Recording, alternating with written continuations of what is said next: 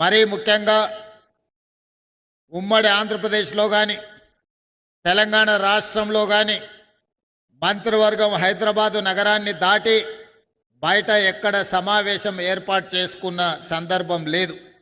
కానీ ఈనాడు ఒక్క మాట సమ్మక్క సారలమ్మ చెంతన మంత్రివర్గ సమావేశం ఏర్పాటు చేద్దామంటే 100% మంత్రివర్గ సహచరులందరూ బాగుంటుంది, బ్రహ్మాండంగా ఉంటుంది, మనం అక్కడికి వెళ్ళి మంత్రివర్గ సమావేశాన్ని ఏర్పాటు చేద్దామని అందరూ ముందుకు వచ్చి సహకరించినందుకు సహచార మంత్రివర్గ సభ్యులందరికీ మనస్ఫూర్తిగా ధన్యవాదాలు తెలియజేస్తున్నా. మిత్రులారా, ధీరత్వమే దైవత్వంగా మారిన చారిత్రాత్మక సత్యం మేడారం మహోత్సవం. ఆనాడు గుడి లేని తల్లులను గుండె నిండా కొలుసుకునే తెలంగాణ అతిపెద్ద గిరిజన జాతర మేడారం జాతర. ఈ జాతరకు ఈ సమ్మక్క సారలమ్మ దేవతలకు మానవులుగా పుట్టి తాము నమ్మిన జనాని కోసం ఆనాడు కాకతీయుల మీదనే కత్తి దూసిన వీర వనితలు సమ్మక్క సారలమ్మలు. ఆ స్ఫూర్తిని తీసుకునే తెలంగాణ రాష్ట్రంలో జరుగుతున్న ప్రజాకంటక పరిపాలనను అంతమొందించాలి అని ఫిబ్రవరి 6, 2023 నాడు ఇక్కడి నుంచే హాత్ సే హాత్ జోడో యాత్రను ప్రారంభించి ఆనాడే నేను, సీతక్క, ముఖ్యమైన కాంగ్రెస్ నాయకులందరం కూడా సమ్మక్క సారలమ్మను సందర్శించుకొని ప్రతినబూనినం ఖచ్చితంగా ఆనాడు జరగబోయే ఎన్నికలలో ప్రజా ప్రభుత్వాన్ని ఏర్పాటు చేస్తాం, ఆ ప్రభుత్వంలో సమ్మక్క సారలమ్మ ప్రాంతాన్ని ప్రపంచానికే ఆదర్శంగా ఉండే విధంగా గొప్పగా అభివృద్ధి చేస్తామని చెప్పి ఆనాడే మాట ఇవ్వడం జరిగింది. ఇచ్చిన మాట ప్రకారం 3 సంవత్సరాలు పూర్తి కాకముందే సమ్మక్క సారలమ్మ ప్రాంతాన్ని ప్రపంచ పుణ్యక్షేత్రంగా ఉత్తరాదిలో కుంభమేళ ఉంటే దక్షిణాదిలో సమ్మక్క సారలమ్మ కుంభమేళాను నిర్వహించి ఈ దేశంలోనే కాదు ప్రపంచ నలుమూలల నుంచి ఆదివాసీలు, గిరిజనులే కాదు గిరిజనేతరులను ప్రతి వాళ్ళను ఇక్కడికి రప్పించే విధంగా ఒక అద్భుతమైన చారిత్రాత్మక కట్టడాలను కట్టాలని దానికి సంబంధించిన నిధులను ఎప్పటికప్పుడు విడుదల చేస్తూ ఈ అభివృద్ధికి మంత్రివర్గ సహచరులు సహకరించారు.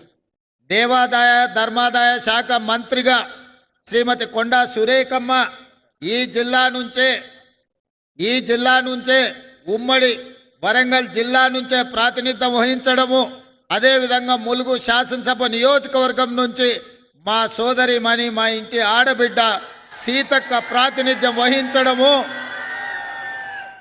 ఈనాడు 2 ఆడబిడ్డలు తల్లి బిడ్డలైన సమ్మక్క సారలమ్మ జాతరకు గొప్పగా ఏర్పాట్లు చేయడం నిజంగా యాదృచ్ఛికమేమో కానీ ఇది దైవాపేక్ష అని నేను భావిస్తున్నా. 2 ఆడబిడ్డల నేతృత్వంలో ఈ జాతరకు అద్భుతమైన ఏర్పాట్లు చేసే అవకాశం దేవుడు నాకు, మా సోదరిమణులకు ఇచ్చిండ్రు. ఇది అరుదైన సందర్భము, ఇది ఒక అద్భుతమైన సన్నివేశం. అదేవిధంగా ఈ కార్యక్రమాన్ని ఇక్కడికే వచ్చి ఆర్కిటెక్ట్స్తోని ఇతర ఇంజనీరింగ్ నిపుణులతో మాట్లాడినప్పుడు 100 రోజుల్లో పూర్తి చేయాలి అని అంటే అందరూ ఆశ్చర్యపోయినారు. ఆ రోజు వరంగల్ జిల్లా ఇన్ఛార్జ్ మంత్రి శ్రీనివాసరెడ్డి గారికి నేను ఒక మాట చెప్పిన, ఏది ఏమైనా 600 అక్కడి సూర్యుడు ఇక్కడ ఉదయించిన జనవరి 28 తారీఖు జాతర ప్రారంభమయ్యే లోపల ఇక్కడ పనులు పూర్తి చెయ్యాలి. నువ్వు ఏమి చేస్తావో నాకు తెలియదు, అది మీదే బాధ్యత అని పొంగులేటి శ్రీనివాసరెడ్డి గారికి బాధ్యత అప్పచెప్పిన. ఇక ఆ రోజు నుంచి వారు వెనుదిరిగి చూడలే. ఎంతో మందికి నిష్ఠూర్కమైనా కూడా ఈయనే కూర్చొని ప్రతి సందర్భంలో ఈ పనులను పర్యవేక్షించుకుంటూ ముందుకు తీసుకెళ్ళారు. వారితో పాటు ఆర్థిక మంత్రి గారు కూడా మిగతా సందర్భాలలో వారు కొంచెము ఖజానాకు గట్టిగా ఇట్లా పిడికిట్లో పట్టుకుంటారు.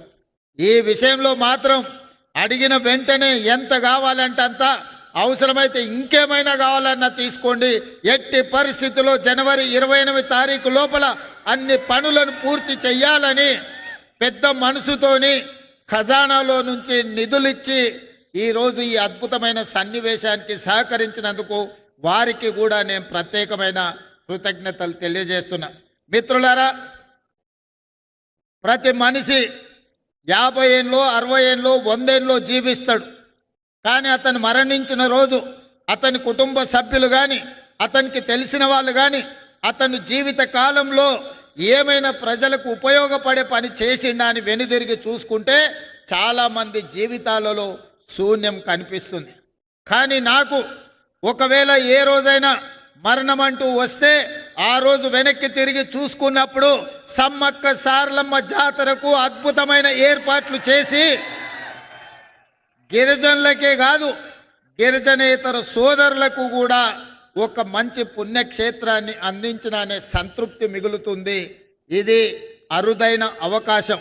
800 సంవత్సరాల చరిత్ర కలిగిన సమ్మక్క సారలమ్మలు కాకతీయులపై పౌరుషాన్ని ప్రదర్శించి కాకతీయుల మీదనే కత్తి దూసిన ఆడబిడ్డలకు గొప్పగా ఈ ఏర్పాట్లు చేయడము నాకు జీవితకాలం గుర్తుండిపోయే సందర్భం. అందుకే ఈనాడు మొత్తం మంత్రివర్గాన్ని రాష్ట్ర ప్రభుత్వాన్ని ఇక్కడికి తీసుకొచ్చి సమ్మక్క సారలమ్మ సన్నిధిలో 2023 ఫిబ్రవరి 6 తారీఖు నాడు ఏ మొక్కైతే మొక్కినమో ఈనాడు ఆ మొక్కును చెల్లించుకున్నాము. ఈ సంతృప్తి జీవితకాలం గుర్తుంటుంది. ఖచ్చితంగా ఇక్కడ ఒక తిరుపతి స్థాయిలో ఒక కుంభమేళ స్థాయిలో భక్తులు నిరంతరం ఇక్కడికి వస్తూనే ఉంటారు. వాళ్ళకు కావలసిన ఏర్పాట్లన్నిటిని కూడా ఈరోజు అభివృద్ధి చేస్తాం.